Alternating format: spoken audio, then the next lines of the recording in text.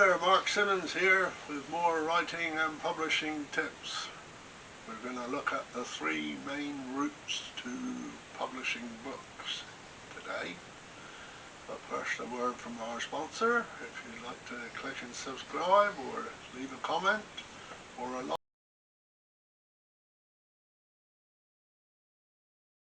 it would be most helpful. So on we go with the three routes to publishing. They both have their advantages and disadvantages. So first we'll go on with mainstream publishing.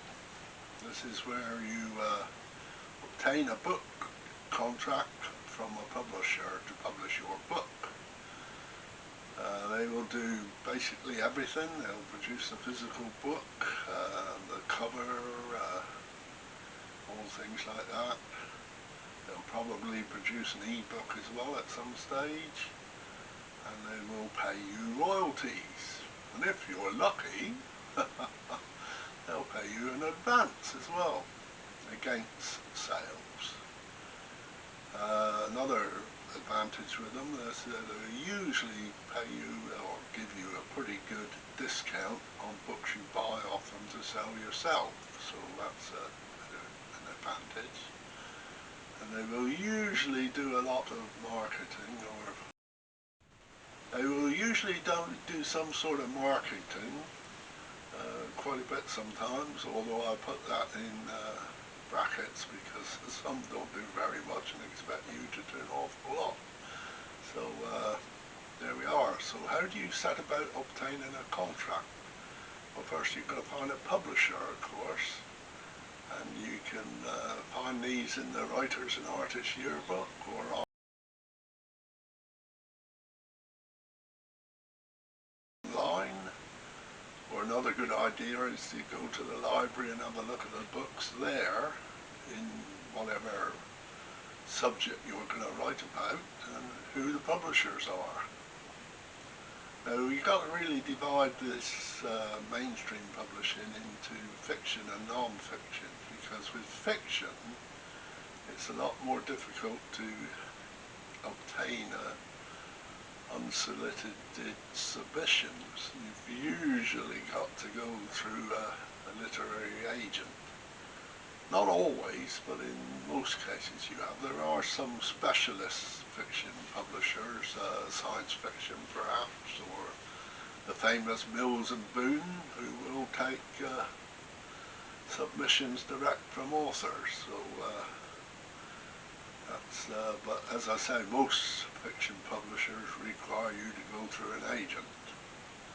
Now with non-fiction it's very different really. They do a lot of them accept unsolicited submissions, and but they usually require a bit more material because you've got to supply illustrations and that type of thing, and all sorts of other things.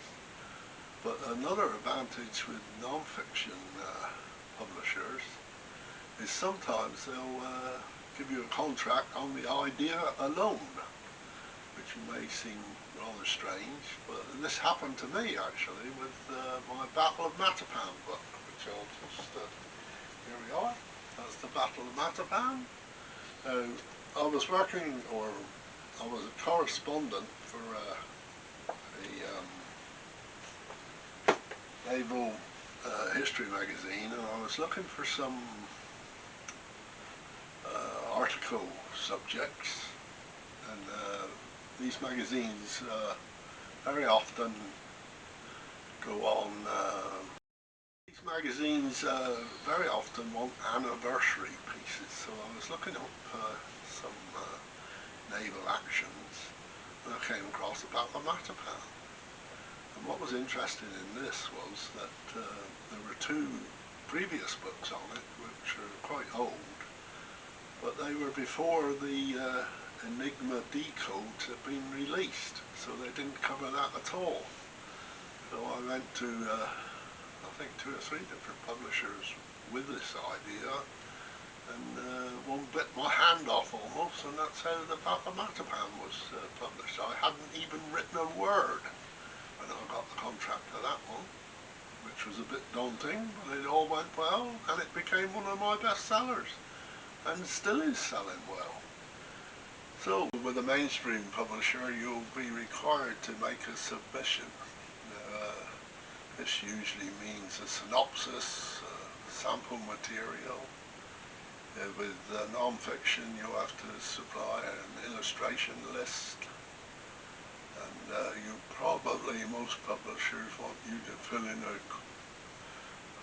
an author's questionnaire, which is always a bit of a pain in the neck, but there we are, that's what you've got to do for mainstream publishing. We'll move on to self-publishing now. This means you're going to do everything yourself. Of course you've got to write the book, you've got to get a book cover, you can either have someone design one for you, you can buy ready-made book covers, or you can make your own. You've got to do all the marketing yourself as well. Although there are publishers that will publish or print the book for you, and they have templates online that you can design the book, like Amazon will do that, and Lulu Publishing is another one that will do that. So you've got to price the book, they'll supply the ISBN number, and you've got to leave you set the price even, so you've got to leave yourself a reasonable profit margin, bearing in mind any hard copies you obtain from them, sometimes they'll require you to pay postage, so you've got to take that into account as well. That's really most of what self-publishing concerns, and we move on to the third one, which is vanity publishing. Now this is in a way related to self-publishing, but you submit your book to a vanity publisher and they charge you for publishing it, basically. And a lot of them will say they'll do this, that and the other and jump through hoops and usually won't do anything. But so that one is a real shark-infested waters, so to speak. Although I did produce 2 of my books that way, and surprisingly they sold pretty well, especially to libraries, but that was quite a long time ago now.